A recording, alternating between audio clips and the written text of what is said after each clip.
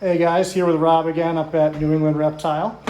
Any of you guys that follow New England Reptile stuff will probably recognize this particular reticulated python. She's a big baby and she's one of our favorites here at Nerd.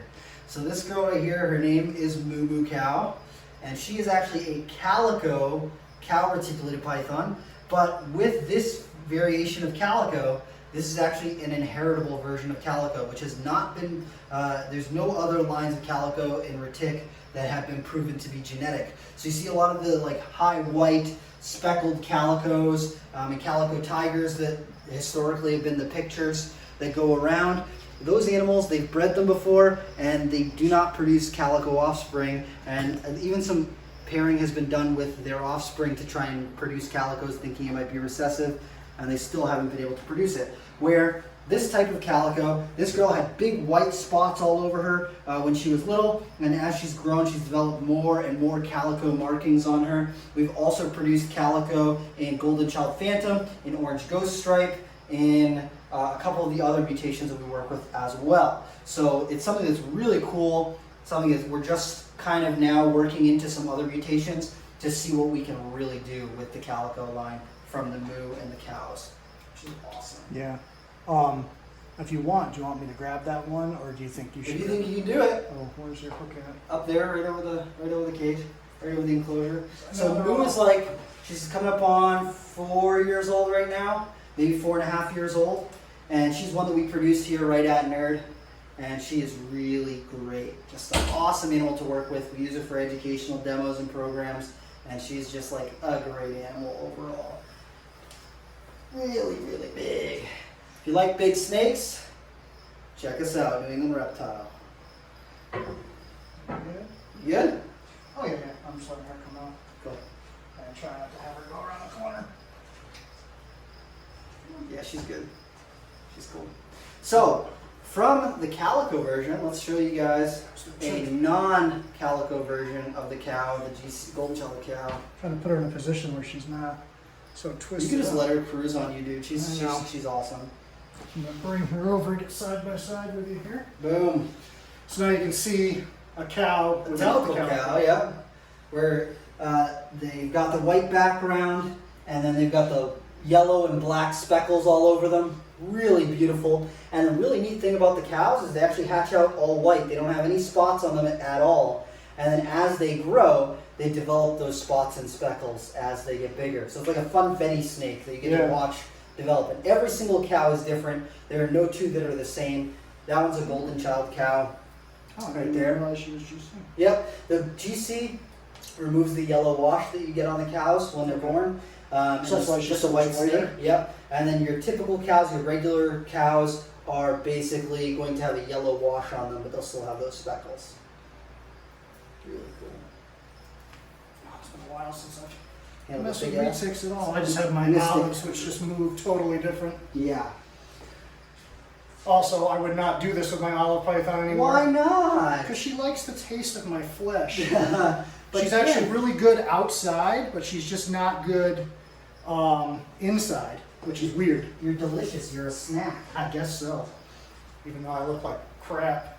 Oh. But this is a really nice cow. I actually really like this.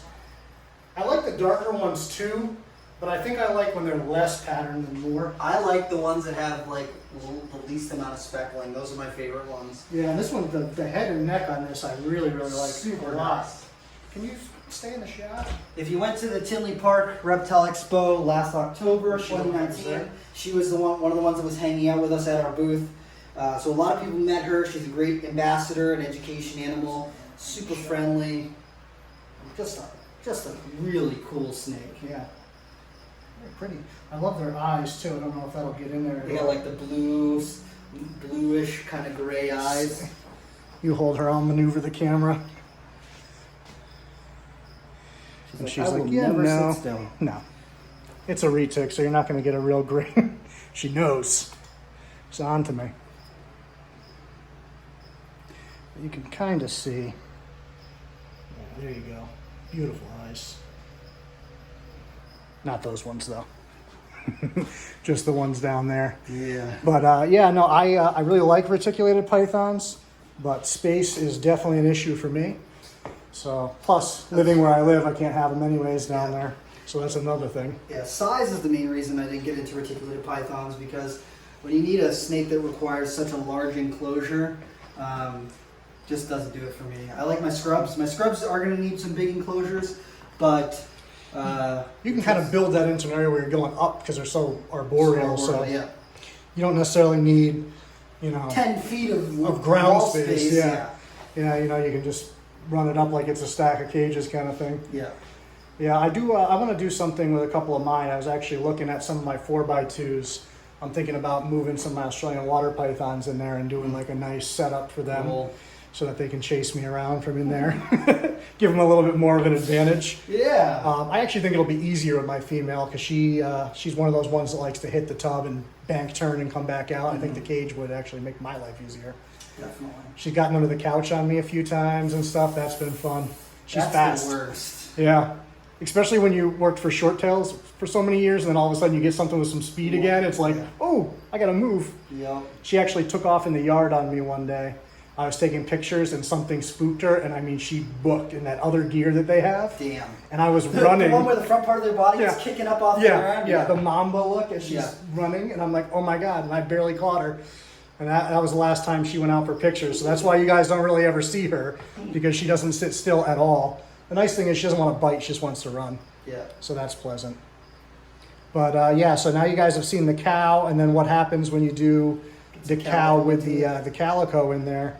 And I remember when all those other calicos were floating around. They're beautiful animals. They're really but beautiful. It stinks that you just can't recreate them. So now you have something that you can. Yes. And you guys have Mini Moo now, who is trucking along and pretty cool. And Yep, he's growing right along, and then we got Moo 2.0 and a couple other little ones that we got going on. So I'm really excited. see, that's a nice shot right there.